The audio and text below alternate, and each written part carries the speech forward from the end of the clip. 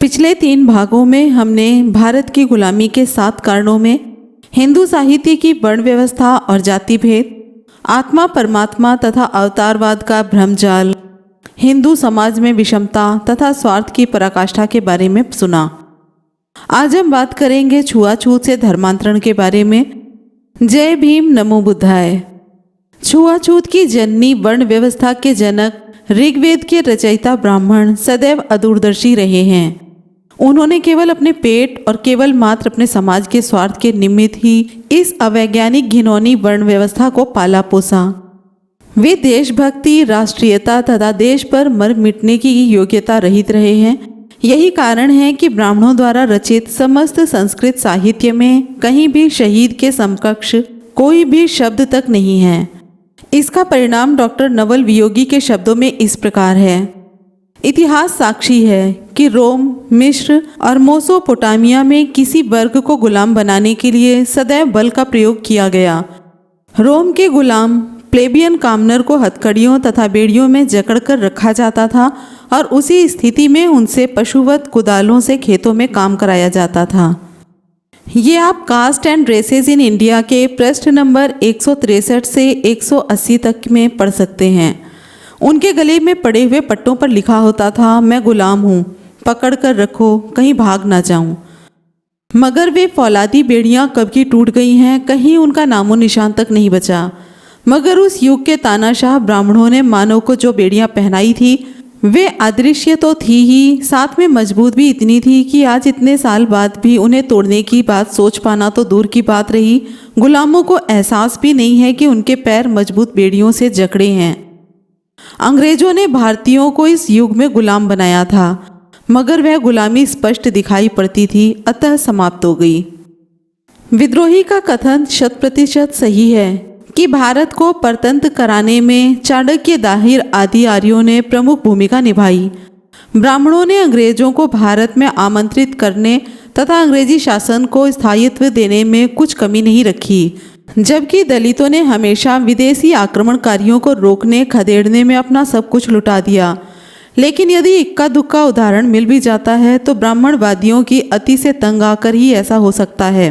यदि ब्राह्मण मानवता, हृदयशीलता, समानता तथा मातृत्व भाव एवं न्यायप्रियता से नाता जोड़े रहते तो अछूत ईस्ट इंडिया कंपनी में सम्मिलित होकर क्यों पेशवा जैसे निर्दयी और मानवता विहीन राजा से लड़ते। चाणक्य बड़ा कुटिल था, कुटिलता उसकी सहयोगिनी थी, अतः भारत के दलितों को सबसे पहले उसने समता विहीन बनाया।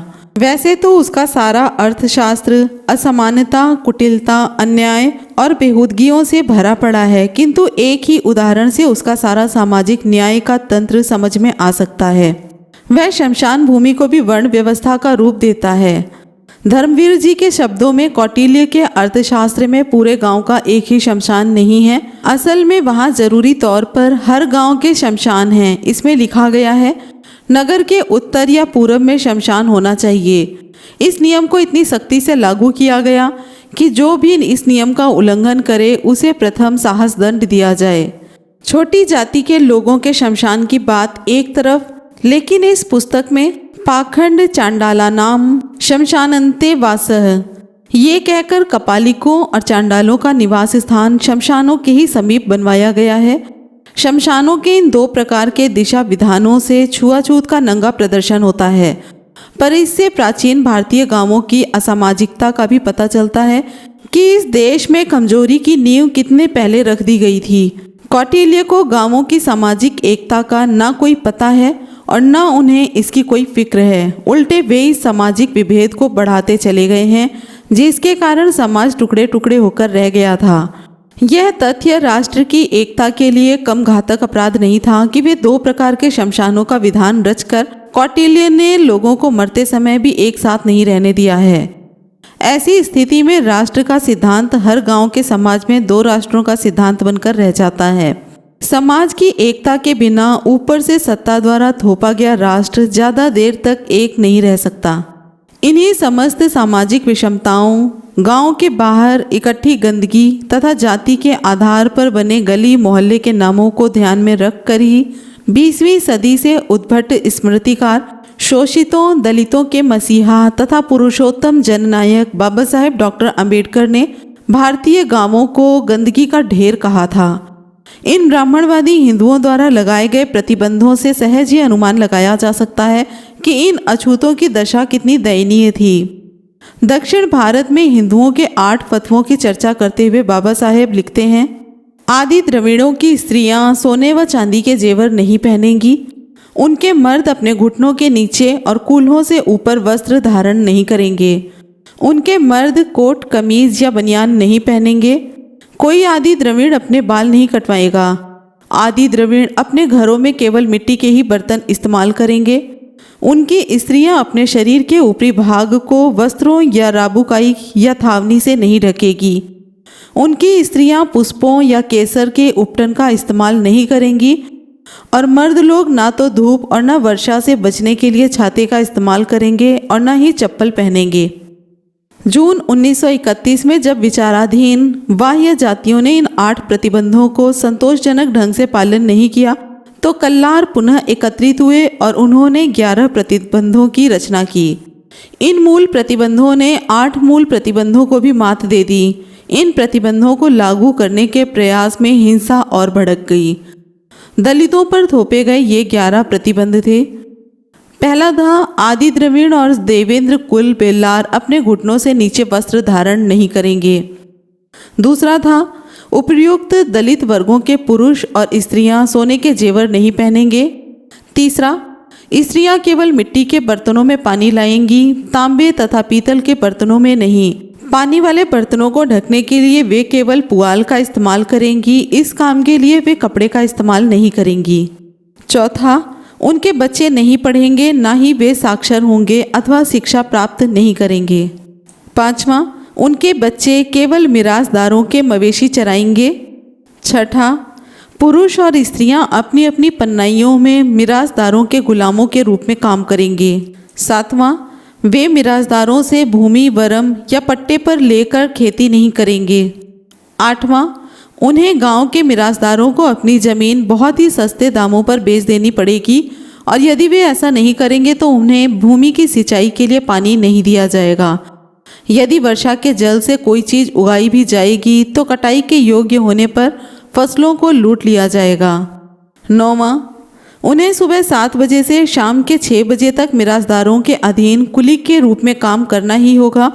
उसके लिए मर्दों को 4 आने प्रतिदिन और औरतों को 2 आने प्रतिदिन मजदूरी दी जाएगी। 10वां, उक्त जातियां अपने विवाह आदि के अवसर पर भारतीय संगीत, मेलम आदि का इस्तेमाल नहीं करेंगे।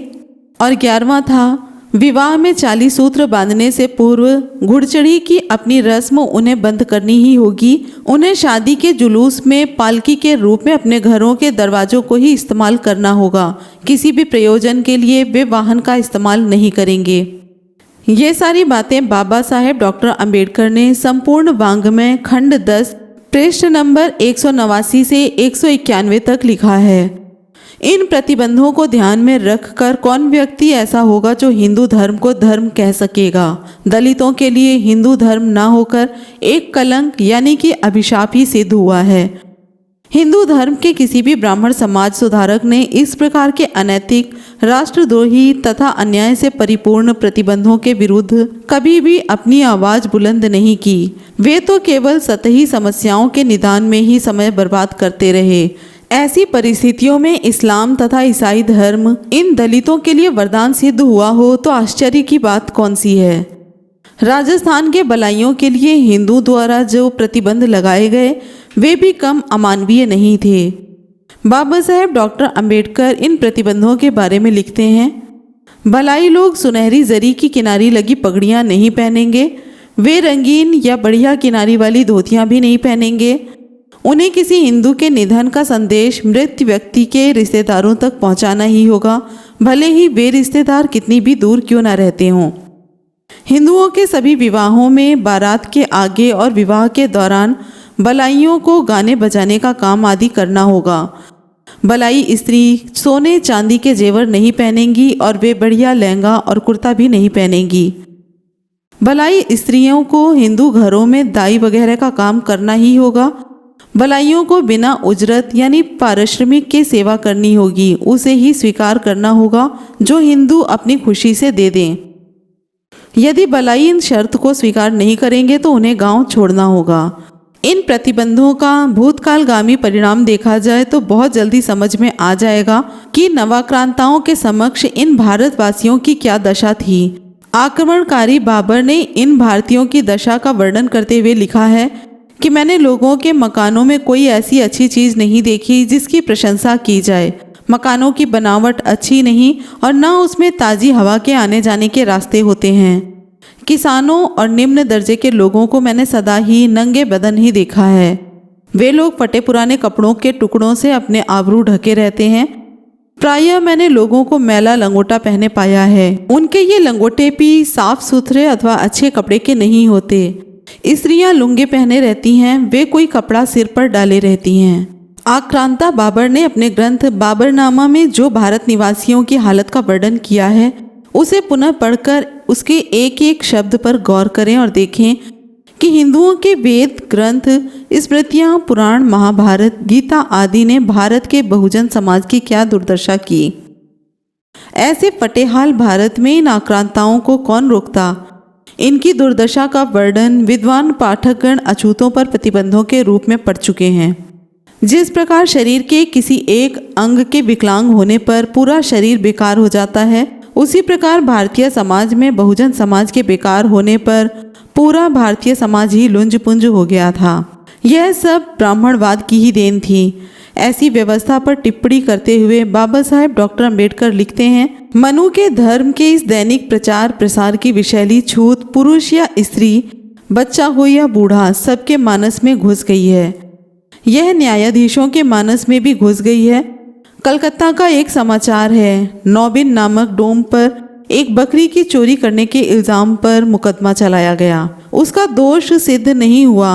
उसने वादी के खिलाफ मानहीन के लिए फरियाद की। मजिस्ट्रेट ने उसकी फरियाद को इस आधार पर खारिज कर दिया कि वह तो निम्न जाति का है, उसका कोई मान ही नहीं है। इस पर उच्च न्यायालय को हस्तक्षेप करना पड़ा। उसने मजिस्ट्रेट को निर्देश दिया कि उसका दृष्टिकोण गलत है और दंड प्रक्रिया के अधीन सभी व्यक्ति समान हैं। लेकिन प्रश्न यह है कि मजिस्ट्रेट को कहां से यह भान हुआ कि अछूत का कोई मान नहीं होता। निश्चय ही मनुस्मृति के उपदेश से। बाबा साहेब लिखते हैं कि ब्राह्मण हर प्रकार के दोष, अपराध या पाप का समर्थन करने में लगे हुए हैं। इसका सहज कारण यह था कि वह तो उनके जीवन की बैसाखी थी। उन्होंने अस्पृश्यता का समर्थन किया। अस्पृश्यता ने लाखों लोगों को दास्ता के नरक में धकेल दिया। उन्होंने जातिवाद का समर्थन किया। उन्होंने बाल विवाह और बाध्यकारी वैधता का समर्थन किया। उन्होंने बहु विवाह के नियमावली, क्रमिक असमानता की समाज व्यवस्था का समर्थन किया, जिसके कारण राजपूतों ने अपनी हजारों पुत्रियों का गला जन्म लेते ही घोंट दिया। घोर लज्जाजनक, घोर महापाप। क्या ऐसा समाज सभ्य राष्ट्रों को अपना मुंह दिखा सकता है? भारतीय राजनीति का हिंदू वंश अध्यात्म की ओर उन्मुख होने के बजाय नख से शिख तक अर्ध प्रधान तथा धन लोलुप हो गया है। यहाँ तक कि वह भ्रष्टाचार का पर्याय बन गया है। अनेक सुसंस्कृत व्यक्ति इस मलकुंड से कतरा रहे हैं। हिंदुओं के बारे में महत्वपूर्ण तथ्य यह है कि हिंदू होने से पूर्व वे किसी जाति के सदस्य हैं। जातियाँ इतनी एकांतिक तथा अलग अलग हैं कि हिंदू गैर हिंदू के प्रति मुख्यतया हिंदूपन की भावना से व्यवहार करेगा, लेकिन दूसरी जाति के हिंदू के प्रति मुख्यतः जाति के आधार पर व्यवहार करेगा। अस्पृश्यता ही उनकी नैतिक भौतिक प्रगति में बाधक है। धन प्राप्ति के 3 स्रोत हैं, व्यापार, उद्योग और नौकरी। अस्पृश्यता के कारण इन तीनों में वे प्रवेश नहीं कर सकते हैं। अस्पृश्य व्यापारी से कोई भी हिंदू सामान नहीं खरीदेगा। अस्पृश्य लाभप्रद नौकरी नहीं पा सकता। देश में संविधान लागू होने से पूर्व इतनी विषमता थी, लेकिन सेना सेवा पर अस्पृश्यों का एकाधिकार ईस्ट इंडिया कंपनी के जमाने से रहा है। वे सेना में इतनी विशाल संख्या में भर्ती हो गए थे कि भारतीय सेना आयोग 1889 को प्रस्तुत की गई। अपनी टिप्पणी में मार्क्स ट्रेडलडेल ने लिखा था, इस बात को कभी नहीं भूलना चाहिए कि निम्न जाति के लोगों की मदद से ही भारत पर विजय प्राप्त की गई। लेकिन गदर के बाद जब अंग्रेजों को मराठे सैनिक मिलने लगे तो निम्न जाति यानी कि दलित जाति के जो सैनिक बंबई सेना के आधार थे, उनकी स्थिति डामाडोल हो गई। इसका कारण यह नहीं था कि मराठे बेहतर सैनिक थे, बल्कि यह था कि उनके धार्मिक पूर्वाग्रह ने उन्हें निम्न जाति के अफसरों के अधीन सेवा करने से रोका। पूर्वाग्रह इतना प्रबल था कि जाति भेद से परे अंग्रेजों को भी अस्पृश्य वर्गों से भर्ती रोकनी पड़ी। मधु लिमये कहते हैं, हरिजनों ने ब्रिटिश सेना में नौकरी की। इस बात को लेकर अगर कुछ लोग अनुसूचित जातियों और उनके नेताओं के प्रति घृणा का रवैया अपनाएं या उन पर विश्वासघात का आरोप लगाएं, तो उन्हें याद दिलाने की ज़रूरत है कि जिस बंगाल आर्मी ने उत्तर भारत को अंग्रेजों के लिए जीता और सिख शक्ति को नष्ट किया, उसमें मुख्य रूप से ब्राह्मण, राजपूत और अन्य उच्च वर्गीय थे। इन जातियों ने इतने हजारों साल तक साधारण जनता पर अपना वर्चस्व बनाए रखा। तथापि इन विदेशियों की चाकरी करने में ना तो इन्हें शर्म आई और ना इनमें देशभक्ति की रंच मात्र भावना जागी। वे रोटी के चंद टुकड़ों के लिए अपने को बेचने के लिए तैयार हो गए। अनुसूचित जातियों पर बहुत अत्याचार हुए हैं। सवर्ण हिंदुओं ने शूद्रों और अंत्यजों के प्रति जो क्रूरता दिखाई है, वह भी कुछ समय तक नहीं बल्कि कितने सालों तक चली है। वैसी क्रूरता मनुष्यों ने अपनी ही प्रजाति के सदस्यों के प्रति शायद ही कभी दिखाई हो। बंगाल आर्मी में भर्ती होने वाली उच्च जातियों की तुलना में बंबई आर्मी में भर्ती होने वाली अनुसूचित जातियों का पक्ष ज़्यादा समझ में आने वाला था। जहाँ तक डॉक्टर अंबेडकर के भर्ती अभियान का सवाल है, इतना कहना ही काफ़ी होगा कि गांधी जी ने भी प्रथम विश्व युद्ध के समय अंग्रेजों की सेना में भर्ती होने के लिए प्रचार किया था। उस समय उन्हें अंग्रेजों की मंशा पर पूरा विश्वास था। इसी तरह सावरकर और हिंदू सभाइयों ने भी दूसरे विश्व युद्ध के समय सेना में भर्ती होने का अभियान चलाया था। बाबा साहेब का कथन पूर्णतः सही है। अस्पृश्य उस विशाल हिंदू आबादी से घिरे हैं जो उनके प्रति शत्रुता का पूर्ण भाव रखते हैं और जो उनके खिलाफ अन्याय या अत्याचार करने में लज्जित नहीं होते।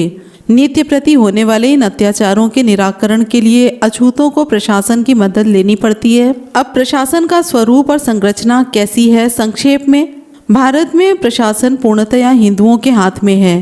इस पर उनका एकाधिकार है। ऊपर से नीचे तक उस पर हिंदुओं का नियंत्रण है। एक भी विभाग ऐसा नहीं है जिस पर उनका नियंत्रण ना हो। पुलिस, दंड विभाग और राजस्व सेवाएं और वास्तव में प्रशासन की हर शाखा में उन्हीं का वर्चस्व है। दूसरी बात ध्यान में रखने वाली यह है कि प्रशासन में काम करने वाले हिंदुओं का अछूतों के प्रति वही सामाजिक शत्रुतापूर्ण रवैया है जो प्रशासन के बाहर हिंदुओं का है। उनका एकमात्र उद्देश्य होता है अछूतों से भेदभाव करना और उन्हें न सिर्फ कानूनों के लाभों से बल्कि अत्याचार और दमन के विरुद्ध कानून के संरक्षण से भी वंचित करना। इसके परिणाम स्वरूप अछूत हिंदू आबादी और हिंदू वर्चस्व वाले प्रशासन के बीच पिसते हैं। एक उनके खिलाफ अत्याचार करता है और दूसरा अछूतों की मदद करने की बजाय अत्याचार करने वालों को संरक्षण देता है। ओबीसी ने भी ब्राह्मणों की नकल पर अतिशूद्रों को लठ के बल पर दबाया है। यदि ब्राह्मण ने कलम का कसाई बनकर शूद्रों, अतिशूद्रों की लेखनी की ताकत से मारा है, तो इन नासमझ शूद्रों यानी कि ओबीसी ने उनके बहकावे में आकर अछूतों पर लठ बरसाए हैं। यही कारण है कि कुछ शूद्र अपने आप को ब्राह्मण बताने में अपना समय बर्बाद कर रहे हैं। सुनार लोग अपने को दैवज्ञ ब्राह्मण बताते थे और धोती को दोहरी करके पहनते थे तथा नमस्कार कहकर अभिवादन करते थे। धोती को पहनने का यह ढंग और नमस्कार करना, ये दोनों ही ब्राह्मणों के खास रिवाज थे। ब्राह्मणों ने उनकी इस नकल को पसंद नहीं किया और न ही सुनारों के इस प्रयास को पसंद किया कि लोग उन्हें भी ब्राह्मण समझें। उन्होंने पेशवा के प्राधिकार से सुनारों के ब्राह्मणों वाले तौर तरीके अपनाने के प्रयास को बंद कराने में सफलता प्राप्त कर ली। उन्होंने बंबई स्थित ईस्ट इंडिया कंपनी परिषद के अध्यक्ष से सुनारों के विरुद्ध निषेधाज्ञा भी जारी करवा दी। ब्राह्मणों के समस्त संस्कृत तथा हिंदी साहित्य ने या तो समाज को गुमराह किया है या समाज को विकलांग बनाया है अथवा समाज को नपुंसक बनाया है। इन समस्त कमियों के विरुद्ध आज से 2500 वर्ष पूर्व तथागत बुद्ध ने सशक्त आवाज उठाई थी। उनके ज्ञानपूर्ण तर्क के सामने उस समय के अच्छे ज्ञानी भी नतमस्तक हो गए थे। ज्ञात इतिहास में सर्वप्रथम बुद्ध ने ही वर्ण व्यवस्था के विरुद्ध आवाज उठाई थी। उनसे टक्कर लेने आए ज्ञानी ऐसे हो जाते थे जैसे शेर के सामने गीदड़, बिल्ली के सामने चूहा तथा सशक्त के सामने कमजोर। नैतिकता तथा आचरण का समर्थन करते हुए बुद्ध ने डंके की चोट पर कहा, माँ जातिंग पुछ चरणंग च पुछ, जिसका मतलब है जाति मत पूछो, आचरण पूछो। बौद्ध साहित्य के सुत्त निपात में वर्णन है, जाति भेद के बारे में ज्ञानी स्वयं बुद्ध से मशवरा करने आए हैं। ज्ञानी को जो तर्क बुद्ध ने दिया वह वैज्ञानिक, प्राकृतिक तथा वास्तविकता से ओतप्रोत है। मानव इतिहास में तथागत बुद्ध प्रथम महामानव थे जो समतावाद के पुरोधा थे। उनके इस प्रकार के तर्क से वेद और ईश्वर के गुलाम ब्राह्मण पराभूत हो जाते थे। इसका फल यह हुआ कि लाखों की संख्या में लोग वैदिक धर्म को छोड़कर बौद्ध धर्म में आने लगे। बुद्ध ने सबसे प्रथम पंचवर्गीय ब्राह्मणों के थोथे घमंड को तोड़ा, उसके बाद क्षत्रियों के घमंड को धराशायी किया। फिर तो बुद्धं शरणं गच्छामि का ऐसा भूचाल आया कि गांव के गांव बुद्ध की शरण में आ गए। विषमता तथा वर्ण व्यवस्था की कलंकित दीवारें धराशायी हो गई। सर्वत्र समानता की सुगंधी ही सुगंधी अनुभव की जाने लगी। महापंडित राहुल सांस्कृतियान लिखते हैं, संघ में चांडाल हो अथवा ब्राह्मण, दोनों में किसी भी प्रकार का अंतर रखना वर्जित था। चीनी यात्री उल्लेख करते हैं कि जब वे भारत के किसी विहार में जाते थे तो स्थानीय भिक्षु स्वागत करते हुए पहला सवाल यही करता, आप कितने वर्ष के हैं। वर्ष से मतलब भिक्षु बनने के साल से था। यदि आगंतुक का वर्ष अधिक देखता तो स्थानीय भिक्षु दाहिना कंधा खोलकर उकड़ू बैठ दोनों हाथ जोड़कर प्रणाम करता। यदि स्वयं में अधिक होता तो वह अपना वर्ष बतलाता और आगंतुक उसी तरह से उसे प्रणाम करता। संघ में वह समानता का व्यवहार प्रभावित किए बिना रह नहीं सकता। जब वह देखता है कि एक कोयले जैसे काले भिक्षु को कपूर जैसा गोरा आदमी उकड़ू बैठकर प्रणाम करता है। चांडाल पुत्र महास्थविर के सामने बैठकर ब्राह्मण महासाल पुत्र विद्या ग्रहण कर रहा है। तथागत बुद्ध ने बहुत पहले ही काले गोरे का भेद समाप्त कर दिया था। पी लक्ष्मी नरसू जी का कथन पूर्णतः सटीक है। दीक्षा ग्रहण करने वालों में थे कौशल नरेश प्रसेनजित, कपिल का अनुयायी पंचशिख, बनारस का महाकात्यायन, कौशाम्बी का उदयन, ज्ञानमती गांव के ब्राह्मणों का मुखिया कूटदंत, एक नाल ब्राह्मण गांव का मुखिया कृषि भारद्वाज, डाकू और हत्यारा अंगुलीमाल, जिससे कौशल जनपद के सभी लोग कांपते थे। अटवी का मानव भक्षी आलवक, उग्रसेन नाम का बाजीगर, नाई उपाली, जिसे महाकश्यप द्वारा बुलाई गई प्रथम संगीत में ही विनय का संगायन करने का गौरव प्राप्त हुआ था, और मनुष्य द्वारा घृणा का पात्र समझे जाने वाला सुनीत। भारत का ब्राह्मण एक ऐसा प्राणी है जिसे असमानता के सिवाय कुछ नहीं दिखाई देता। अपनी सड़ी गली और मल मूत्र से परिपूर्ण देह उसे ब्राह्मण नजर आती है। इसी अहंग मान्यता में वह राजाओं महाराजाओं को भी बरगलाता रहा है। सम्राटों को भी इन्होंने नहीं छोड़ा। पी लक्ष्मी नरसू के शब्दों में बौद्ध बन चुकने के बाद सम्राट अशोक की दिनचर्या का एक अंग था कि उसे यदि कहीं बौद्ध भिक्षुओं के दर्शन हो जाएं तो वह उनके चरणों पर सर रखकर प्रणाम करता था। एक समय सम्राट के एक मंत्री ने आपत्ति की, स्वामी आपको शोभा नहीं देता कि अन्य सभी जातियों के भिक्षुओं के पैरों पर सिर रखकर प्रणाम करते फिरें। सम्राट ने प्रत्युत्तर दिया, हाँ, सौंदर्य और शक्ति से जिस अहंकार और व्यामोह ने जन्म ग्रहण किया है उससे प्रेरित होकर तुम मुझे धार्मिक लोगों के चरणों पर सिर रखकर नमस्कार करने से रोक रहे हो। जिस सिर की कुछ भी कीमत नहीं है, जिसे समय आने पर कोई मुफ्त में भी नहीं लेना चाहेगा, उसे किसी के चरणों में रखकर यदि कुछ पवित्रता प्राप्त की जा सके और कुछ पुण्य अर्जित किया जा सके तो इसमें दोष क्या है। तुम शाक्य भिक्षुओं में उसकी जाति के अतिरिक्त और कुछ नहीं देख रहे हो। तुम्हें उनके गुण नहीं दिखाई दे रहे हैं। तुम अहंकार के मारे फूल कर कुप्पा हो रहे हो, स्वयं भी गलत रास्ते का अनुगम कर रहे हो और दूसरों को भी पथ भ्रष्ट कर रहे हो। शाक्य भिक्षुओं का गौरव किया जाना चाहिए क्योंकि करुणा निधान तथागत बुद्ध ने अपने उपदेशों से उनके चरित्र को निर्मल बना दिया है। पुनः पी नरसू वर्णन करते हुए कहते हैं, संसार भर के बौद्ध नरेश सर्वाधिक सहनशील और उदार रहे हैं। यद्यपि सम्राट अशोक स्वयं एक पक्के बौद्ध थे तो भी उन्होंने ब्राह्मणों को, जैनों को और बौद्धों को भी अनुदान दिए हैं। अपनी 12वीं शिलालिपि में उन्होंने उत्कीर्ण करवाया है, जो कोई अपने संप्रदाय को ऊंचा उठाने के लिए अपने संप्रदाय की आकाश तक स्तुति करता है दूसरे सभी संप्रदायों को निग्रह करता है, वह स्वयं अपने संप्रदाय को हानि पहुंचाता है। यहाँ पर अब प्रश्न उठता है कि बौद्धों पर ही अत्याचार क्यों हुए? क्या इसलिए कि उन्होंने आत्मा परमात्मा जैसी बेकार की बातों में पड़ना अच्छा नहीं समझा? क्या इसलिए कि उन्होंने ब्राह्मणों को जन्म से नहीं कर्म से माना? क्या इसलिए कि उन्होंने वर्ण व्यवस्था रूपी गंदी नाली से लोगों को उबारा था? क्या इसलिए कि उन्होंने समस्त मानव जाति को समानता के सूत्र में बांधने का काम किया था? क्या इसलिए कि वे जाति पाति के मलकुंड से दलितों को ऊपर खींच लाए थे? किसी भी दृष्टि से देखो, बौद्ध निर्दोष ही सिद्ध हुए हैं। नरसू की दृष्टि में एक बौद्ध की श्रद्धा में और एक हिंदू की पूजा विधि में कितना बड़ा अंतर है, यह किसी भी बर्मी बिहार या हिंदू मंदिर की तुलना करने में स्पष्ट हो जाता है। एक जगह बुद्ध मूर्तियां हैं, गंभीर और शांत मुद्रा में। अनेक विहारों में स्थापित बहुसंख्यक बुद्ध मूर्तियां मानो इस जीवन के भ्रमों का विचार कर रही हैं और चिल्ला चिल्ला कर कह रही हैं कि जख्मी लोगों पेट भरकर भोजन कर लो, थके हुए लोगों विश्राम कर लो, प्यासे लोगों प्यास बुझा लो, अंधेरे में बैठे लोगों ऊपर आकाश की तरफ देखो और निराश लोगों प्रसन्न हो जाओ। दूसरी तरफ हिंदू मंदिर में अश्लील मूर्तियां हैं, भयानक बुत है, कामुकता और बुराई, शारीरिक अवतार जिनकी दृष्टि रक्त चढ़ाने मात्र से होती है। कलकत्ते के काली मंदिर को देखो और रंगून के बुद्ध विहार की तरफ देखो, जमीन आसमान का फर्क है।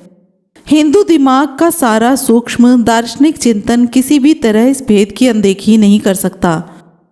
काली मंदिर की ओर पैर बढ़ाते ही तुम्हें बदबू ही बदबू आएगी, घृणा ही घृणा उत्पन्न होगी। वहां तुम्हें एक गड्ढा दिखाई देगा जिसमें अनगिनत नग्न लोग बाहर की ओर उमड़ते दिखाई देंगे।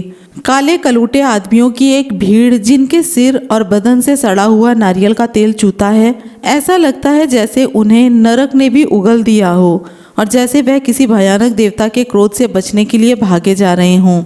और दूसरी ओर बुद्ध मंदिर में आप देखते हैं कि संगमरमर की सीढ़ियों पर पैर रखकर उपासकगण फूल और मोमबत्तियां लाते हैं। वे बकरी का खून नहीं बल्कि फूल चढ़ाते हैं।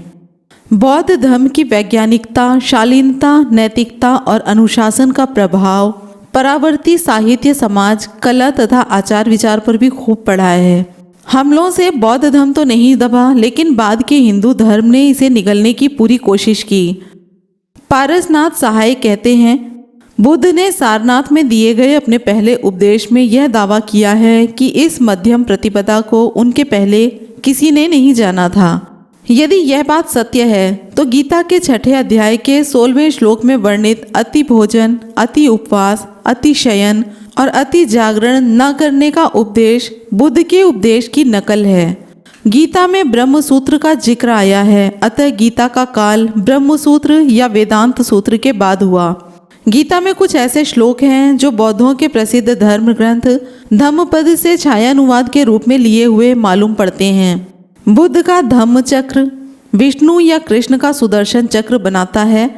बौद्धों का बुद्ध ईश्वर का अवतार हो जाता है। बौद्धों के पवित्र तीर्थ स्थान गया, सारनाथ आदि जगहों के नज़दीक ही बढ़ा चढ़ी में हिंदुओं के तीर्थ स्थान बनाए जाते हैं और इस प्रकार बौद्ध धर्म को निगल जाने की पूरी कोशिश की जाती है और कृत कार्यता भी प्राप्त होती है। मध्यम प्रतिपदा, क्षणभंगुरता तथा अहिंसा के सिद्धांतों पर कलई चढ़ाकर प्राचीन कथा से मिश्रित महाभारत तथा पौराणिक ग्रंथों की रचना की जाती है और बौद्ध साहित्य को दबाया जाता है। अतः पी लक्ष्मी नरसू का यह कथन 100% सही है कि महाभारत का बुद्धोत्तर कालीन होना उसके इस प्रकार के उल्लेखों से प्रमाणित होता है जैसे उसमें उन भिक्षुओं की चर्चा है जो वेदों को नहीं मानते और सिर मुड़ाए भिक्षमंगों की तरह पीत यानी कि पीले परिधान धारण किए हुए विचरते रहते हैं। यही स्थिति गीता की भी है। गीता में जो कुछ श्रेष्ठ और ऊपर उठाने वाला है वह वही सब कुछ है जो गीता ने अपने प्रतिद्वंदी धर्म यानी कि बौद्ध धर्म से खुलकर ग्रहण किया है ताकि उसका उद्देश्य पूरा हो और शूद्र लोग अपने पुराने धर्म को त्याज्य न समझने लग जाएं। शेष जो कुछ है पुनरुक्तियों का संग्रह है, अंतर विरोधियों का संग्रह है, बेहूदगियों का बेमेल संग्रह है। कहा जाता है कि बुढ़ापे में आकर मनुष्य की बुद्धि तथा स्मरण शक्ति क्षीण हो जाती है। प्रारंभ से लेकर मृत्यु तक उसके दर्शन में बदलाव आता जाता है, किंतु बड़े गर्व के साथ डंके की चोट पर कहा जा सकता है कि बुद्ध इस प्रकार की पहेलियों से पूर्णतः मुक्त थे। बुद्ध बनने से लेकर महापरिनिर्वाण तक उनकी प्रज्ञा बड़ी प्रखर थी। दर्शन में कहीं अंतर्विरोध नहीं था। यही कारण है कि उन्होंने अंतिम क्षणों में यह उपदेश दिया, आनंद अपने दीपक आप बनो, आनंद अपनी शरण स्वयं जाओ, आनंद धर्म को ही अपना दीपक समझो, आनंद धर्म की शरण ही ग्रहण करो, आनंद अन्य किसी ईश्वर आदि की शरण मत ग्रहण करो। महाभारत के संबंध में महापंडित राहुल सांस्कृत्यायन का मंतव्य दृष्टव्य है। व्यास या पराशर पुत्र कृष्ण द्वापयन को महाभारत का या भारत का कर्ता माना जाता है। वशिष्ठ के पौत्र पराशर की संतान होने के लिए व्यास को ईसा पूर्व 11वीं शताब्दी में होना चाहिए, जिसकी भाषा ऋग्वेद में मिलती है। उसके बाद शताब्दियों बाद शतपथ ऐत्रेय आदि ब्राह्मणों की भाषा आती है। उससे भी महाभारत की भाषा की एकता नहीं है। महाभारत की कथा पुरानी हो सकती है। इसके अनेक आख्यान बुद्ध के समय ईसा पूर्व 6वीं से 5वीं सदी में भी प्रचलित थी, लेकिन जिस रूप में महाभारत आज हमें मिलता है उसका सबसे प्राचीन अंश ईसा पूर्व 2री शताब्दी से पहले का नहीं कहा जा सकता। इस प्रकार ये उस काल की रचना है जबकि अशोक के शिलालेखों की भाषा तत्कालीन अनेक पालियों में से एक थी। पाली संस्कृत की समीपतम भाषा है, यह कहने की आवश्यकता नहीं। महाभारत में बहुत पीछे तक क्षेपक डाले जाते रहे, किंतु साथ ही उनमें बहुत से महत्वपूर्ण प्राचीन अंश भी हैं। इसी प्रकार रामायण की मूल कथा दशरथ जातक कथा के रूप में हमारे सामने मौजूद है। दशरथ जातक में दक्षिणापथ के भूगोल का कोई उल्लेख नहीं है। निर्वासित राम सीता लक्ष्मण ने हिमालय में जाकर अपना निर्वासित जीवन बिताया। रामायण और महाभारत में शुंग काल के बाद के भी क्षेपक होते रहे, पर उनके सबके पुराने अंश उसी काल के हैं। जबकि महाभाष्यकार पतंजलि शुंग वंश के संस्थापक पुष्यमित्र से यज्ञ करा रहे थे। इतने विशाल बौद्ध धर्म का लोप कैसे हो गया, यह एक ऐसा प्रश्न है जिसका समाधान अति आवश्यक है। भारत में ब्राह्मण एक ऐसा प्राणी है जो कितना ही पढ़ लिख जाए, कितने ही ग्रंथों का प्रणेता बन जाए, लेकिन कोई ब्राह्मण अभी तक वोल्टेयर का काम नहीं कर सका है। उसने अंधविश्वासों का समर्थन कर कूपमंडुकता को ही जन्म दिया है। राहुल सांस्कृत्यायन का कथन है कि महान घुमक्कड़ धर्म बौद्ध धर्म का भारत से लुप्त होना क्या था। तब से कूपमंडुकता का हमारे देश में बोलबाला हो गया। 7 शताब्दियां बीत गई और इन 7 शताब्दियों में दासता और परतंत्रता हमारे देश में पैर तोड़कर बैठ गई। यह कोई आकस्मिक बात नहीं थी। बौद्ध धर्म के लोप के कारणों पर प्रकाश डालते हुए बाबा साहेब डॉक्टर अंबेडकर कहते हैं, जो लोग इस विषय पर और अधिक विचार करेंगे उनको यह पता चलेगा कि उस समय 3 ऐसी विशेष परिस्थितियां थी जिनमें मुस्लिम आक्रमणों के संकट के सामने ब्राह्मणवाद को टिका व बने रहना संभव और बौद्ध धर्म के लिए असंभव बना दिया था। पहली बात तो यह है कि मुस्लिम आक्रमणों के साथ ब्राह्मणवाद को राज्य की सहायता व समर्थन प्राप्त था। बौद्ध धर्म को ऐसी कोई सहायता व समर्थन प्राप्त नहीं था। तथापि जो बात अधिक महत्वपूर्ण है वह यह है कि ब्राह्मणवाद को राज्य की सहायता व समर्थन तब तक रहा जब तक इस्लाम एक शांत धर्म के रूप में विकसित नहीं हो पाया और उसके अंदर मूर्ति पूजा के विरुद्ध एक लक्ष्य के रूप में प्रारंभ में उन्माद की जो ज्वाला जल रही थी जब तक वह समाप्त नहीं हो गई। दूसरी बात यह है कि इस्लाम की तलवार ने बौद्धों के पौरोहित्य को बुरी तरह नष्ट कर दिया और उसे फिर से जीवित नहीं किया जा सका। इसके विपरीत ब्राह्मणवादी पौरोहित्य को मिटाना व नष्ट करना इस्लाम के लिए संभव नहीं हुआ। तीसरी बात यह है कि भारत में ब्राह्मणवादी शासकों ने बौद्ध जन साधारण पर अत्याचार किए। उनके इस अत्याचार व उत्पीड़न से बचने के लिए भारत के बौद्ध लोगों को बड़ी संख्या में इस्लाम को अंगीकार करना पड़ा और उन्होंने बौद्ध धर्म को सदा सदा के लिए छोड़ दिया। जिस समय मुसलमानों का भारत पर आक्रमण हुआ उस समय हर जगह हिंदू राजाओं का राज्य था। उस समय यदि बौद्ध राजा होते तो भारत गुलाम होता ही नहीं। हिंदू राजाओं की वर्ण व्यवस्था और जाति पाति की भावना ही भारत को ले डूबी। इन हिंदू राजाओं में सिंध का राजा दाहिर था जो ब्राह्मण था। सन 960 ईस्वी से 980 ईस्वी तक जयपाल था जो हिंदू राजा था। सन 980 से ईस्वी 1000 ईस्वी तक आनंदपाल था। सन 1000 ईस्वी से 1021 ईस्वी तक त्रिलोचन लाल था। उस समय केंद्रीय मध्य भारत में मेवाड़, जो कि अब उदयपुर है, वहाँ पर गहलोत का शासन था। सांभर अब बूंदीकोटा तथा सिरोही में विभक्त है, वहाँ पर चौहानों का शासन था। कन्नौज पर प्रतिहार, धार पर परमार, बुंदेलखंड पर चंदेल, अनहिलबाड़ पर चावड़ा और चेदी पर कलचुरी शासन करते थे। इन सभी राज्यों के शासक राजपूत थे और राजपूत हिंदू थे। वे सभी शिव, अग्नि आदि देवों के उपासक थे। पूर्वी बंगाल में सेन वंश तथा पश्चिमी बंगाल में पाल वंश क्षत्रिय बौद्ध धर्मावलंबी थे, लेकिन वैद्य के शब्दों में शायद वे केवल नाम मात्र के लिए बौद्ध थे। डॉक्टर भंडारकर के अनुसार सेन वंशीय राजा ये सब ब्राह्मण थे जिन्होंने क्षत्रियों के सैनिक व्यवसाय को अपना लिया था। नर्मदा घाटी के दक्षिण में अन्य रूढ़िवादी ब्राह्मण धर्मी राज्य थे। पश्चिमी चालुक्यों का दक्कन राज्य, चोलों का दक्षिण राज्य, पश्चिमी तट पर कोंकण में सिलहाड़ा राज्य, पूर्वी तट पर त्रिकलिंग का गंगा राज्य, देवगिरी पर यादवों का शासन, वारंगल पर काकतियों का शासन, हैविड पर होयसलों का शासन, मदुरा पर पांड्य वंश का शासन, श्रावणकोर पर चेर वंश का शासन।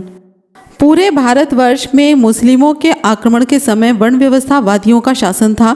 नाम मात्र को भी बौद्ध शासन नहीं था। इन राजाओं में से कोई भी बुद्ध का भक्त नहीं था, इसलिए ये बौद्धों के तीव्र विरोधी थे।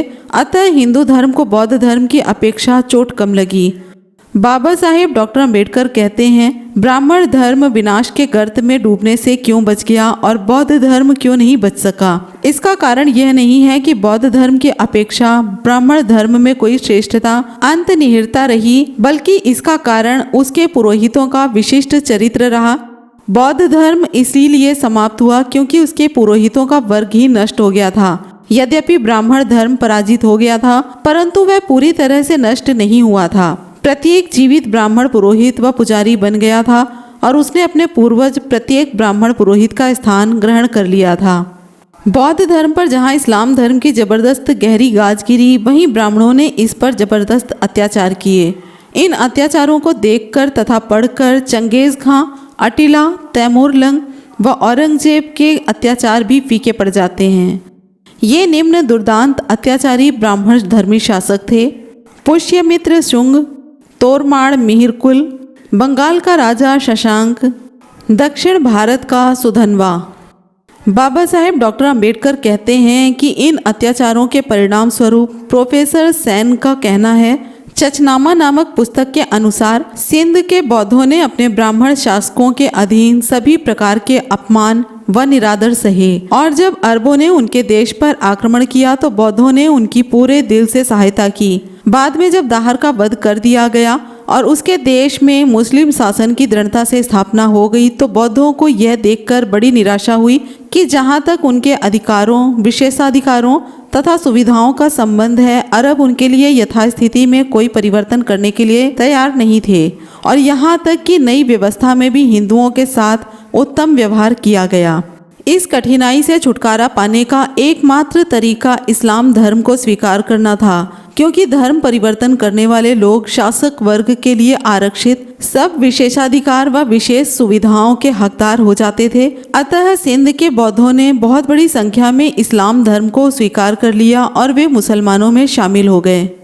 यह एक अप्रत्याशित घटना नहीं हो सकती कि पंजाब, कश्मीर, बिहार शरीफ के आसपास के जिले, उत्तर पूर्व बंगाल, जहाँ पर मुसलमानों की प्रधानता व बहुतायत है, मुसलमानों से पहले शक्तिशाली बौद्ध केंद्र थे।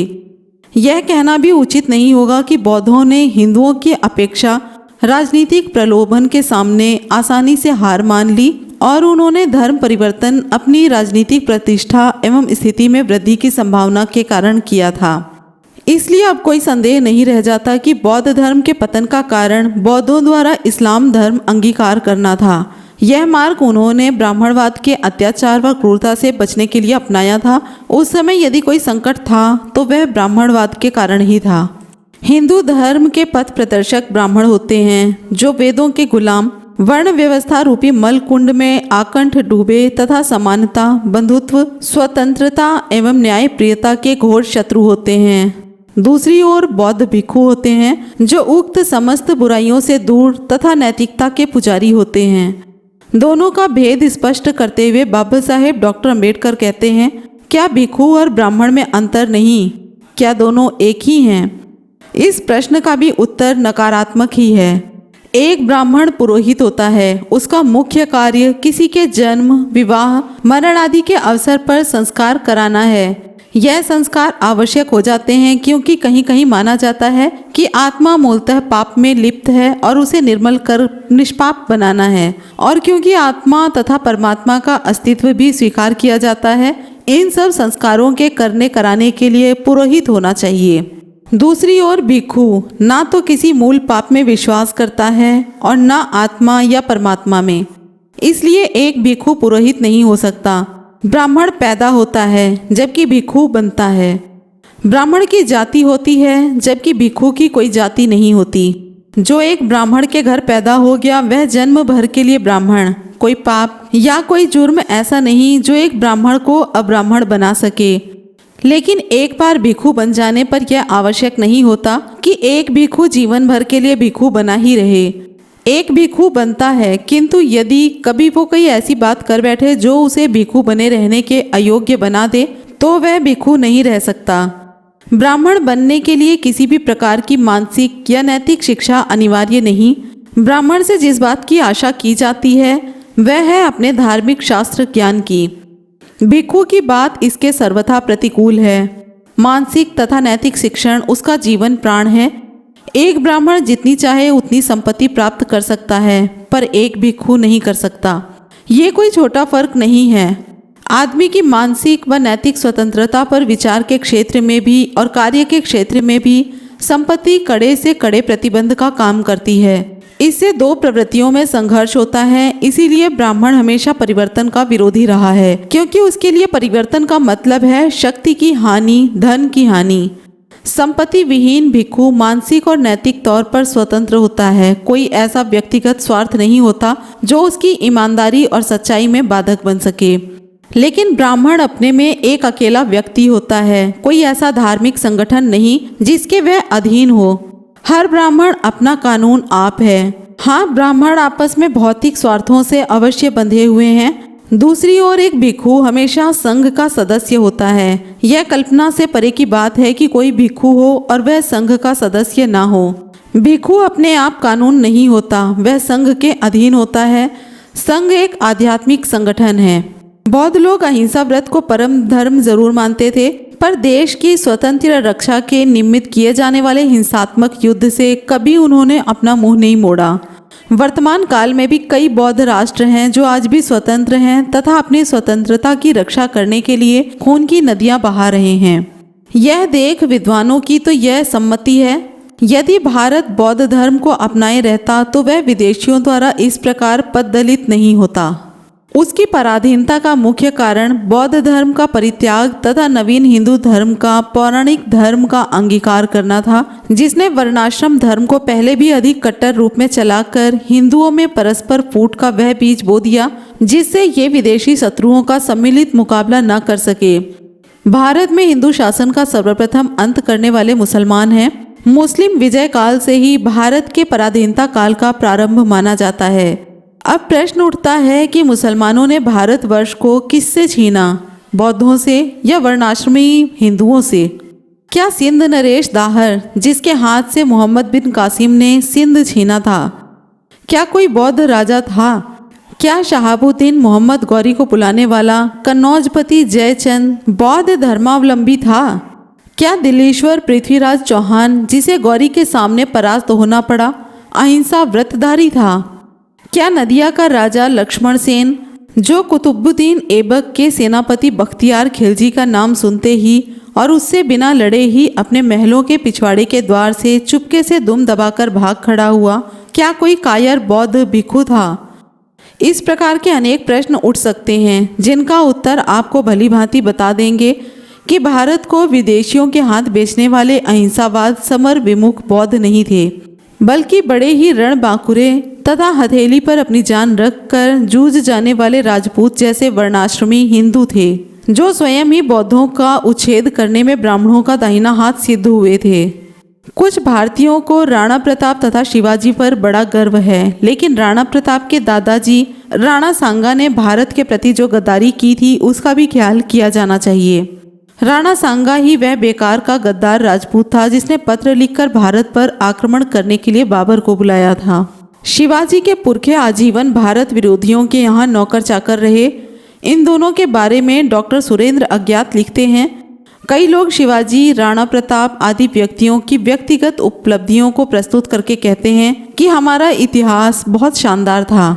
हमारा ऐसे महानुभावों से पूछना है कि क्या ये एक दो व्यक्ति ही तुम्हारा हजारों साल का इतिहास हैं? यदि तुम्हारा इतिहास वास्तव में शानदार था तो यहाँ मुट्ठी भर हमलावर इतने वर्षों तक शासन क्यों करते रहे? क्या यह भी तुम्हारे इतिहास का कटु सत्य नहीं है कि राणा प्रताप की सारी उम्र हिंदुओं के विरुद्ध लड़ते लड़ते कट गई, जो अकबर के शिकारी कुत्तों की भूमिका निभा रहे थे, और शिवाजी की सारी उपलब्धियों के बावजूद उनका वेद मंत्रों से राज तिलक नहीं किया गया था। पुरोहितों ने उन्हें शूद्र बताकर ऐसा करने से साफ साफ इनकार कर दिया था। हिंदुओं में नया कुछ सीखने की भावना के अभाव ने भी उनके इतिहास की धारा को प्रभावित किया। जब बाबर तोपे चला रहा था तो हमारे सैनिक जो खेत खेत की मूलियां इकट्ठी की हुई थी, बांस के डंडे घुमाते फिरते थे। असल में हमारा इतिहास एक तरह से पराजयों की लंबी दास्तान है। जो लोग अपने देशों में अकाल के हाथों मरने को थे, वे यहाँ आकर बड़े बड़े साम्राज्य स्थापित करने में सफल हो गए। 17-18 साल का लड़का थोड़े से घुड़सवारों के साथ बंगाल को रौंद गया और हम यहाँ कहानियाँ सुनाते रहे भीम द्वारा आकाश में फेंके गए हाथियों की, बमों को भी मात देने वाले अर्जुन के तीरों की और समुद्र को फांद जाने वाले हनुमान की। चलती तो रही यहाँ घटिया किस्म की बैलगाड़ियाँ, परंतु कहानियाँ सुनाते रहे पुष्पक विमान की। हमारी स्थिति स्किज़ोफ्रेनिया के रोगी से भिन्न नहीं रही है। जब हम भारत के प्राचीन इतिहास पर एक विहंगम दृष्टि डालते हैं तब हम पाते हैं कि यह पराजयों की एक लंबी मगर दुखदाई दास्तान है, जिसके लिए काफ़ी हद तक हम खुद भारतीय ही दोषी हैं। दरअसल असली दोषी था उनका धर्म, जिसने पहले तो एक मानव से 4 वर्ण बनाए, फिर हजारों उपजातियों में विभक्त किया, सबको अपने दायरों में रहने के लिए धार्मिक आदेशों और आज्ञाओं से विवश किया। शस्त्र उठाने का काम केवल एक वर्ण के जिम्मे सौंपा, उस वर्ण में भी केवल युवाओं को, जो बहुत ज़्यादा नहीं हो सकते थे। इस जाति विभाजन ने परस्पर फूट और एक दूसरे के प्रति उदासीनता के विश्व के बीज बोए हैं। क्षुद्र स्वार्थों से हर एक को अभिभूत किया। नवीन आक्रांताओं को यदि किसी ने रोकने का साहस किया तो केवल मात्र बचे कुचे बौद्ध भिक्षुओं ने। डॉक्टर सत्यकेतु विद्यालंकार गर्व के साथ घोषणा करते हैं कि मोहम्मद बिन बख्तियार को रोकने का प्रयत्न यदि किसी ने मगध में किया तो वे उड़यंतपुर के विहार यानी कि बौद्ध विहार में रहने वाले बौद्ध भिक्षु थे। उड़यंतपुर का यह विहार उस समय बौद्ध धर्म का शिक्षा का बड़ा केंद्र था। वहाँ स्थविर और भिक्षु निवास करते थे। वे अंत तक अफगान सेनापति से लड़ते रहे। जब भिक्षु कत्ल हो गए तो मोहम्मद बिन बख्तियार ने उड़यंतपुर के बिहार पर कब्जा कर लिया। वहां उसे पुस्तकों के अनंत भंडार के सिवाय और कोई मूल्यवान वस्तु नहीं मिली। मोहम्मद को समझ नहीं आया कि वह इन पुस्तकों का क्या करे। उसने आज्ञा दी पुस्तकालय को आग लगा दी जाए। सदियों के ज्ञान और विद्या के इस अपूर्व भंडार को अग्नि के अर्पण कर दिया गया और इस प्रकार मगध पर अफगानों का अधिकार हो गया। पाल वंशी सामंत राजाओं में इतनी शक्ति नहीं थी कि वे बौद्ध भिक्षुओं के साथ कंधे से कंधा मिलाकर इस विदेशी सेनापति का मुकाबला कर सकते। इस अवसर पर इस महाविहार के आचार्यों तथा विद्यार्थियों ने भी शस्त्र उठाए और डटकर मोहम्मद की सेनाओं का मुकाबला किया। जब तक एक भी आचार्य तथा विद्यार्थी जीवित रहा, उन्होंने उड़यंतपुर पर अफगानों का अधिकार नहीं होने दिया। जब महाविहार के सब निवासी लड़ते लड़ते मर गए, तब मोहम्मद का उस पर अधिकार हुआ। अतः बौद्धों का सिद्धांत था कि शील पालन के लिए यदि एक हाथ में धम्म चक्र है तो उसकी मर्यादा की रक्षा के लिए दूसरे हाथ में दंड चक्र है। जो पुरस्कार का पात्र है उसे पुरस्कार तथा जो दंड का पात्र है उसे दंड ही मिलना चाहिए। सिंह सेनापति को भगवान बुद्ध ने इसी प्रकार समझाया था। हिंसा और अहिंसा के मत का स्पष्टीकरण कराने के लिए सिंह सेनापति बुद्ध के पास आया और उसने प्रश्न किए। सिंह सेनापति ने पूछा, भगवान, मैं एक सैनिक हूँ। मेरी नियुक्ति राजा ने इसलिए की है कि मैं लोगों से उसके बनाए हुए कानूनों को मनवाऊं और उसकी लड़ाइयाँ भी लड़ूं। क्या तथागत जो सभी पर दया दिखाने को कहते हैं और असीम करुणा प्रतिपादन करते हैं, अपराधियों को दंड दिए जाने का अनुमोदन करते हैं, क्या तथागत का यह कहना है कि अपने घरों, अपनी बीवी बच्चों तथा अपनी संपत्ति के भी संरक्षण के लिए युद्ध करना ठीक नहीं? क्या तथागत संपूर्ण आत्मसमर्पण का समर्थन करते हैं ताकि मैं किसी भी आतताई को जो भी कुछ वह चाहे करने दूं और जो जोर जबरदस्ती से मेरी संपत्ति छीनना चाहता हो उसे वह छीनने दूं? क्या तथागत का यह मत है कि कोई भी युद्ध न लड़ा जाए, भले ही वह युद्ध धर्म युद्ध हो? इस पर तथागत बोले, जो दंडनीय है उसे दंड अवश्य मिलना चाहिए, जो पुरस्कृत करने के योग्य है उसे पुरस्कार अवश्य देना चाहिए। लेकिन साथ ही तथागत का यह शिक्षण भी है कि किसी भी प्राणी को हानि न पहुंचाई जाए और सभी प्राणियों के प्रति मैत्री और करुणा का व्यवहार किया जाए। इन आदेशों में कहीं भी कुछ भी परस्पर विरोध नहीं है, क्योंकि जिस किसी अपराधी को भी उसके अपराध के लिए दंडित किया जाता है वह इसीलिए नहीं कि न्यायाधीश के मन में उसके प्रति कोई द्वेष रहता है, बल्कि वह सजा उसके अपने अपराध का ही परिणाम होता है। कानून का संरक्षक जो उसे दंड देता है वह उसके अपने कर्म का ही प्रतिफल होता है। जब कोई न्यायाधीश किसी अपराधी को दंड देता है तो उस न्यायाधीश के मन में उस अपराधी के प्रति किसी भी प्रकार का द्वेष नहीं होना चाहिए और किसी के हत्यारे को भी यह सोचना चाहिए कि जो उसे प्राण दंड मिल रहा है वह उसके अपने कर्म का ही फल है। ज्यों ही उसकी समझ में यह बात आ जाएगी कि यह दंड विशेष उसकी परिशुद्धि का निमित्त कारण बनेगा, वह पश्चाताप नहीं करेगा बल्कि प्रमुदित होगा। तथागत की शिक्षा है कि युद्धों में भाई भाई की हत्या की जाती है, इसीलिए सभी युद्ध निंदनीय हैं। लेकिन वो ये नहीं कहते कि शांति बनाए रखने के सभी प्रयासों के बावजूद जिन्हें किसी धर्म युद्ध में हिस्सा लेना पड़ता है उनका वैसा करना भी निंदनीय है। आदमी को अपने स्वार्थ की पूर्ण रूप से बलि दे देनी चाहिए, लेकिन वे ये शिक्षा नहीं देते कि बुराई के सामने सिर झुका देना चाहिए, भले ही वह बुराई आदमियों से उत्पन्न हुई हो और भले ही वह प्रकृति जन्य ही हो। संघर्ष होना ही चाहिए, क्योंकि जीवन किसी न किसी तरह का संघर्ष ही है। लेकिन जो संघर्ष करने वाला है उसे यह देखना चाहिए कि कहीं उसका संघर्ष धर्म के विरुद्ध उसके अपने स्वार्थ के लिए तो नहीं है। जो आत्मार्थ के लिए संघर्ष करता है ताकि वह बड़ा हो जाए, शक्तिशाली हो जाए, धनी हो जाए या प्रसिद्ध हो जाए, वह पुरस्कृत होने वाला नहीं। लेकिन जो न्याय के लिए या सत्य के लिए संघर्ष करता है वह पुरस्कृत होगा ही। उसकी पराजय भी उसकी जीत ही होगी। स्वार्थ इतना बड़ा पात्र नहीं जिसमें कोई बड़ी सफलता समा सके। स्वार्थ एक छोटा सा पात्र है और बड़ा कमजोर है। इसके अंदर जो भी होगा वह जल्दी ही बिखर जाएगा। उससे दूसरों को ही लाभ हो सकता है और शायद हानि भी। भले ही वह धर्म युद्ध क्यों ना हो, जो भी योद्धा युद्ध करने जाता है उसे इस बात के लिए तैयार रहना चाहिए कि वह अपने शत्रुओं द्वारा मारा भी जा सकता है, क्योंकि यही योद्धाओं का भाग्य है। यदि ऐसा ही हो तो उसके शिकायत करने के लिए कोई जगह नहीं है। लेकिन जो जीत जाता है उसे भी यह याद रखना चाहिए कि संसार की सभी वस्तुएं अनित्य हैं। उसकी विजय महान भी हो सकती है, लेकिन फिर ऐसा पासा भी पलट सकता है कि वह धूल में मिल सकता है। सेनापति निस्संदेह महान होता है, किंतु जो आत्मविजयी होता है वह सेनापति से भी महान होता है। जो अपने स्वार्थों का दास होता है उसमें ऐसा कुछ सामर्थ्य नहीं होता। जिसकी दृष्टि आत्मदृष्टि से रहित है वह जीवन संघर्ष में खड़ा रहेगा, उसकी हार नहीं होगी। जिसके संकल्प धार्मिक होंगे और न्याय परायण होंगे उसकी हार नहीं होगी। वह अपने प्रयत्नों में सफल होगा, उसकी सफलता स्थायी होगी। जिसके हृदय में सत्य प्रेम बसा है वह दीर्घजीवी होगा, उसका मरण होगा ही नहीं, क्योंकि उसने धर्मामृत का पान किया है। साहस के साथ संघर्ष करो और युद्ध में जूझ जाओ, लेकिन याद रखो तुम्हें सत्य का सिपाही बनना है, तब तथागत तुम्हें आशीर्वाद देंगे। तथागत बुद्ध ने एकांतिक अहिंसा का उपदेश कभी नहीं दिया। यही कारण है कि बौद्ध सम्राटों अशोक, मिलिंद, कनिष्क, हर्षवर्धन आदि के सामने विरोधी थर थर कांपते रहे। भारत हिंदू राजाओं के कारण ही गुलामी को प्राप्त हुआ। प्रसिद्ध बौद्ध चिंतक भदंत आनंद कौशल्यायन के अनुसार भारत के पराधीन हो जाने के बाद भी श्रीलंका, जो एक बौद्ध राष्ट्र है, अपने देश की राजधानी कैंडी की स्वतंत्रता को अक्षुण्ण बनाए रखने के लिए सन 1855 तक लड़ता रहा।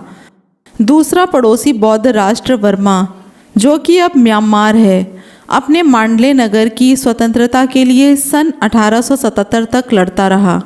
तीसरा पड़ोसी बौद्ध राष्ट्र थाईलैंड भी अपने राजनीतिक चातुर्य के कारण कभी किसी भी दूसरे राष्ट्र के अधीन नहीं हुआ। उसका थाईलैंड नाम हर तरह से सार्थक है। चौथा बौद्ध राष्ट्र जापान युद्ध कौशल में कभी किसी अबौद्ध राष्ट्र से पीछे नहीं रहा। इसके अतिरिक्त उत्तरी कोरिया, मंचूरिया, मंगोलिया, चीन, दक्षिणी कोरिया, वियतनाम आदि देश अपनी धाक जमाए हुए हैं ही। अतः यह कहना कि बौद्धों की अहिंसा के कारण भारत गुलामी को प्राप्त हुआ, अपनी बला को अन्यों के मत्थे मढ़ने वाली बात है। बौद्ध तथा हिंदू दोनों पृथ्वी के दो सिरे हैं जो कभी एक हो ही नहीं सकते, क्योंकि हिंदू अपनी सांप्रदायिक संकीर्णता से सारे संसार में विरोधी ही उत्पन्न करते रहे हैं। सारे संसार के मुसलमान, ईसाई, बौद्ध तथा जागरूक अम्बेडकरवादी दलित भी हिंदुओं को तिरछी आंखों से ही देखते हैं।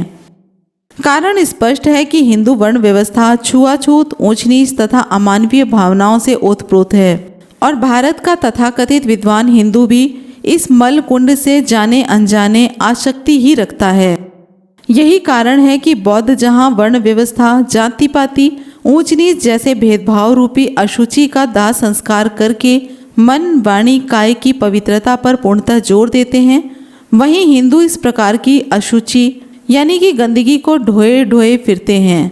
बौद्ध धर्म के लोप के जहाँ बहुत से कारण हैं, वहाँ एक दो कारण यह भी हैं कि बौद्ध भिक्षुओं यानी कि उपासकों ने जहाँ धर्म परिवर्तन करके इस्लाम को कबूल किया, वहीं वे स्वेच्छा से देश छोड़कर भी चले गए। इस ऐतिहासिक तथ्य को एक जातक कथा के द्वारा अच्छी प्रकार से समझाया जा सकता है। जातक कथाओं का अपना महत्व है। इन कथाओं का पूरे विश्व की कहानियों पर प्रभाव है। पंचतंत्र तथा हितोपदेश की कहानियाँ ज्यों की त्यों जातकों की नकल हैं। रामायण की कहानी तथा महाभारत की कहानी थोड़े बहुत उलटफेर के बाद जातकों की ही कहानियाँ हैं। जातकों की 547 कहानियों में से एक कहानी है सुकर जातक, जिसका संख्या की दृष्टि से 153 स्थान है। इस कहानी में वर्णन है कि एक जंगल में अनेक प्राणियों के साथ एक शेर तथा एक सूअर भी रहता था। एक दिन पोखर पर शेर तथा सूअर साथ साथ पानी पीने आए। शेर ने सूअर को और सूअर ने शेर को देखा। शेर ने यह संकल्प करा कि मैं इस सूअर को आज से 7वें दिन खाऊंगा, ऐसा सोचकर पीछे लौट गया। शेर के पीछे लौटने को देखकर सूअर ने अनुमान लगाया कि यह शेर मुझसे भयभीत होकर भाग रहा है। सूअर ने तेज दौड़ लगाकर शेर के सामने खड़ा होकर इस प्रकार कहा, मैं चौपाया हूँ, तू भी चौपाया है। शेर, आ रुक, डर कर किस लिए भागता है। शेर ने सोचा कि यह सूअर खामखा ही मुझसे पंगे ले रहा है, तो उसने भी सूअर से कहा, तू भी चौपाया है, मैं भी चौपाया हूँ, मैं तुझसे भयभीत होकर कहाँ भाग रहा हूँ। सूअर ने कहा, यदि भाग नहीं रहा तो मुझसे युद्ध कर। शेर ने भी अपनी स्वीकृति दे दी कि आज से 7वें दिन मैं तुझसे युद्ध करूँगा और मार कर खाऊंगा। सूअर ने अपनी जाति भाइयों से कहा कि मैंने तुम्हारे बल पर शेर से युद्ध करने की ठानी है, जो आज से 7वें दिन होगा। अन्य सूअर डर गए कि यह तो ससुरा मरेगा ही, हमारे लिए भी मुसीबत पैदा करेगा। अन्य सूअरों ने कहा कि तुम सभी मिलकर भी शेर को नहीं मार सकते, उसे युद्ध में परास्त नहीं कर सकते, अतः यहाँ से भाग चलना चाहिए। सूअर ने कहा कि मैंने जो युद्ध करने की ठानी है वह तो तुम्हारे बल पर ही ठानी है। यदि तुमने ही मेरा साथ नहीं दिया तो मेरी तथा मेरे समाज की बड़ी बदनामी होगी। समस्त सूअरों ने मिलकर एकमत होकर विचार किया, ठीक है, अब हम मैदान छोड़कर कहीं नहीं जाएंगे, लेकिन तुझे हमारे बताए हुए के अनुसार ही कार्य करना होगा। सूअर मान गया। सूअरों ने सुझाव दिया कि तुम पास में रह रहे तपस्वियों की विष्ठा यानी कि मल को 7 दिनों तक अपने शरीर से लपेटते रहोगे। 7वें दिन ताजी ओस से अपने शरीर के मल को गीला करके युद्ध के समय उस दिशा में खड़े होगे जिस दिशा से हवा बह रही हो, ताकि मल की दुर्गंध से शेर परेशान हो जाए। शेर को सफाई पसंद होती है, इसलिए शायद तुम्हें बिना युद्ध किए ही सफलता मिल जाए। सूअर ने 7 दिन तक अपने शरीर से तपस्वियों द्वारा त्यागे गए मल को लपेटा और ओस से अपने शरीर पर लिपटे मल को गीला करके उधर खड़ा हो गया जिधर से हवा आ रही थी। सूअर ने शेर से कहा कि आज 7वां दिन है, मैं पूरी ताकत के साथ युद्ध करने आया हूँ। हे शेर, युद्ध कर। शेर ने पहले तो उसे देखकर सोचा कि यह उस दिन तो दुबला पतला सा लग रहा था, आज ये इतना मोटा कैसे लग रहा है। सूअर के शरीर से निकली मल की दुर्गंध से ही शेर समझ गया कि यह अपने नीचपन पर उतर आया है। शेर बोला, दोस्त, तूने अच्छा उपाय सोचा है। यदि तूने अपने शरीर पर मल ना पोता होता तो मैं तुझे यहीं मार देता, लेकिन अब तो मैं तेरे शरीर को न मुंह से डस सकता हूँ और न पैरों से तुझ पर प्रहार कर सकता हूँ, इसलिए मैं तुझे बिना लड़े ही विजयी मान लेता हूँ। असुचि पूति लोमोसी दुगंधो वासी सुकर सुचे युज्जी तुकामोसी जयंग सम ददामी में, जिसका अर्थ है, हे सूअर, तू अपवित्र गंदे बालों वाला है, तेरे शरीर से दुर्गंध आती है, तुझे युद्ध करने की इच्छा है तो मैं तुझे विजयी मान लेता हूँ। और सूअर को बिना लड़े ही विजय मिल गई।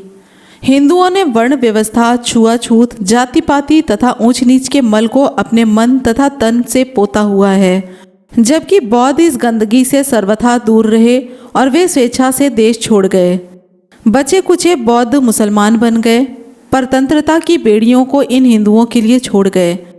यदि हिंदू सम्राटों ने बौद्धों को ना सताया होता, यदि हिंदू वर्ण व्यवस्था रूपी मल में ना सने होते, हिंदू छुआछूत का मानसिक कैंसर ना पनपने देते तथा जाति पाति के अवैज्ञानिक भूत से लगाव ना रखते, तो हिंदू और बौद्ध मिलकर एक ऐसा राष्ट्र बनाते जो विश्व बंद होता और हिंदुओं द्वारा हिंदू मंदिरों में अछूतों के लिए लिखे हुए अछूतों के लिए प्रवेश निषेध की नकल पर विदेशों के होटलों में यह लिखा ना होता, कुत्ते और हिंदुस्तानी के लिए प्रवेश निषेध।